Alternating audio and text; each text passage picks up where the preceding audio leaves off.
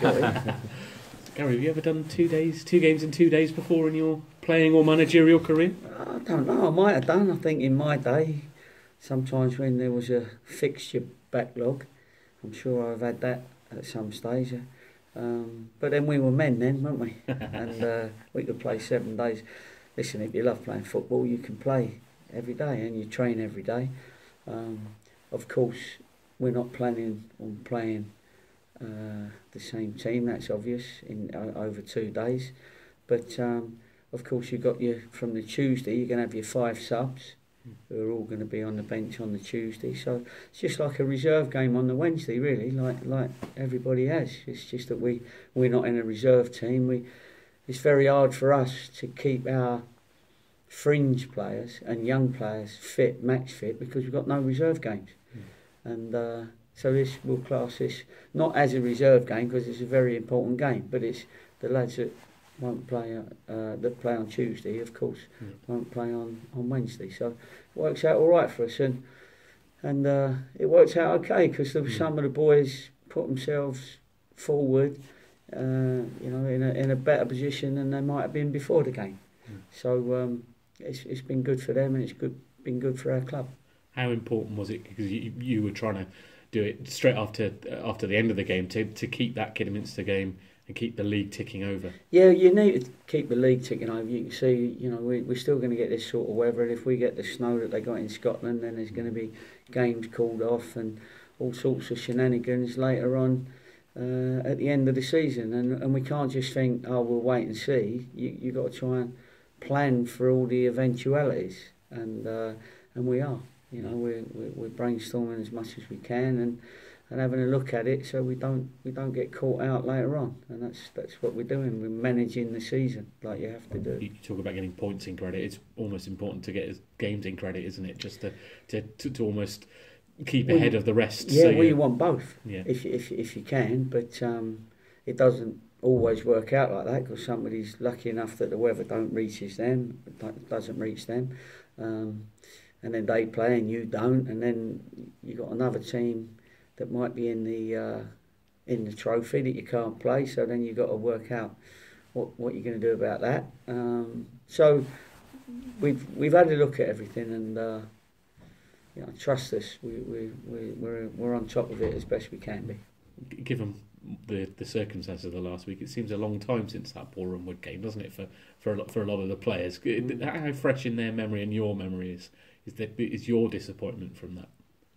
Yeah, I think I think it's still fresh. I think it's still fresh with the boys. Listening to the interviews that they've done with yourselves, they were as genuinely disappointed as I was.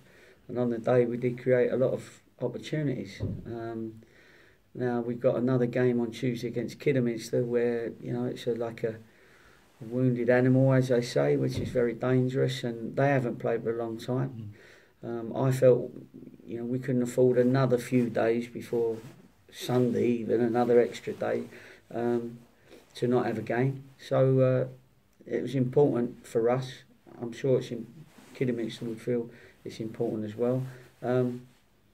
So it should be, they've got nothing to lose. Nobody's expecting them to win, not the bookies or anyone like that. So we're going to have to be careful of that, because there's always coupon. What do they call Busters. Busters, that's it. Yeah, it just shows you I don't bet. You're not allowed to, are you? No. How important is a performance as well as a result? Because I think that was the thing that a few said after the Boreham Wood game, that the performances haven't been there for a little while, even though the results were coming. Well, we've always said that a performance is really important to us, and I'll be honest with you, I think over the last 2 or 3 weeks, we haven't 2 or 3 games. We've won games and we've had a great winning run, and I think 10 wins and 4 draws or something, which is a fact you'd have ripped somebody's arm off if they said they'd have given you that 14, 15 games ago. But I don't feel that we've played our flowing football just yet. Very difficult in the conditions, of course, when you go to some of these places, and even our place now is going to be the best described as a wintry pitch.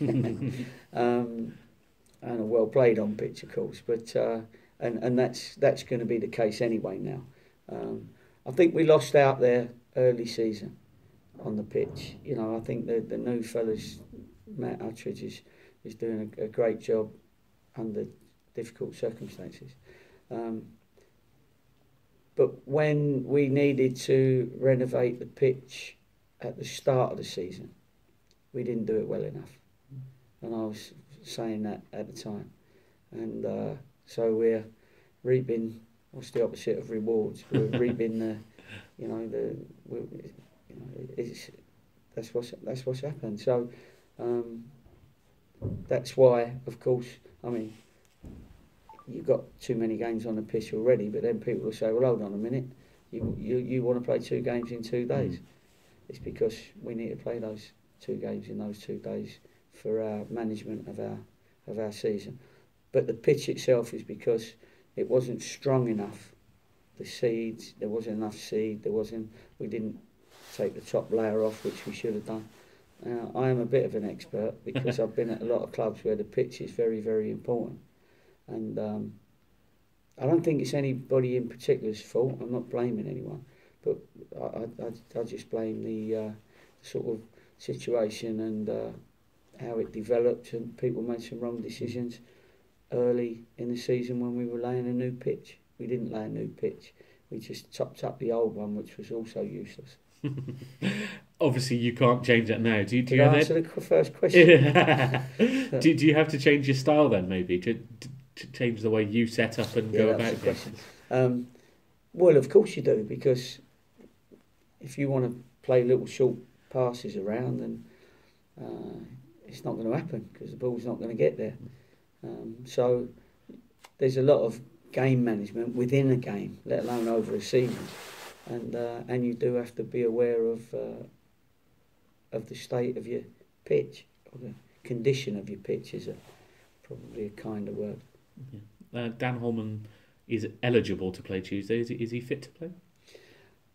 Training today, which is good, and there's been no reaction over the weekend to a lot of work that he did on Friday and Saturday. So I won't know until I've seen him train this morning. But I think he'd be buzzing to be involved, and the physios are all saying that in their opinion he's ready. Yeah, it must be tempting to throw a new striker in, particularly with somebody with his goal scoring record when you've just drawn a 0-0 in the last week. Well, of course it's tempting, and I might do that. I haven't decided yet, so I'm not even sort of telling you lies. We haven't decided. We've got a meeting in a minute, but our strikers have done all right as well over the season. You know, Billy's had a good run of form in this good run of form. Righty obviously is the same, so you have to decide whether all 3 go on the pitch or whether you have to rest one of them. So they're all decisions, but that makes a good competition, and I can see that as soon as he starts training today, the level of the strikers will suddenly go up 1 notch. Because of that competition. Because of the competition, they know that they might lose their place. Yeah. Obviously, an area where you haven't got that competition, centre half, leading nicely again. Keane came in and you took him off after 45 minutes, probably with Tuesday in mind. Yeah. He's ready to go for a league game in your mind? I think so. That's why we brought him in. He looked the part, I thought. Just be it for the half. I think it's getting these lads the judgment as a manager and getting these lads when they're ready, because you can get loans where you have a little panic up and take a great kid from one of these clubs and they're not ready. So it's that judgment on somebody's first loan, whether they're ready or not. And you've met him, you've spoke to him, he's a 22-year-old, 18-year-old really, and they think very highly of him at Coventry, and they, as well as us, feel that he's ready now to be that man. He's a man in all intents and purposes. He's big. He's a strong lad with a super left foot. So he's got every chance of being selected. You said after the Oxford game there was 1 or 2 things that were going on in terms of looking for extras around there. Anything more to report 2 days later? What do you mean? In terms of looking to bring in another centre half to come Oh, I down see. to- Yeah, gotcha. Yeah, well, we're still looking, and you can't just go out and jump at the first one that might become available. You've got to get it right, because that is such a important decision and position for the rest of the season, as far as you've lost your captain. So you've got to find that somewhere. It might come from within the group. You've got to find your centre-back that does what he does in both penalty areas. That might come from within the group. Everyone's just got to raise it until somebody comes in, if and when.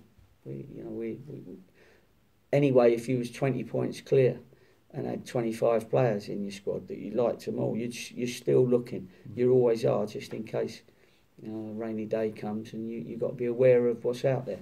And we're aware of what's out there, but we're just waiting for an opportunity to pop up. Does the situation with James Dayton affect your thinking? Because I think he's out of contract. Is he after the Kidderminster game? Do you have to extend that for him to play a part Wednesday, or is it? Yeah, I'm not sure actually. It's a good point. I'll find that out today. Okay. But I've had a little chat with James, and we know what we've got in our minds. So I'll pass that on once we've had another chat after tomorrow's game. Excellent.